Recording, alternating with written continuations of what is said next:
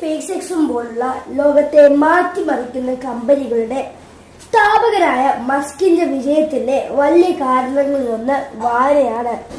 Engineering, സാങ്കേതിക വിദ്യ എന്നിവയിലെല്ലാം അടിസ്ഥാനപരമായ അറിവ് നേടിയത് വായനയിലൂടെയാണെന്ന് മസ്ക് പറഞ്ഞിട്ടുണ്ട്.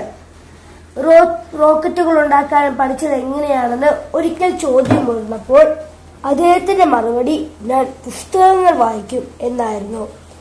സ്കൂളിൽ പഠിക്കുന്ന കാലത്ത് ദിവസവും 10 മണിക്കൂറെങ്കിലും മസ്ക് വായിക്കുമായിരുന്നത്രേ. ലൈബ്രറിയിൽ കാണുന്നതെന്തും വായിക്കാൻ പോകുന്ന ഉത്സാഹമായിരുന്നു.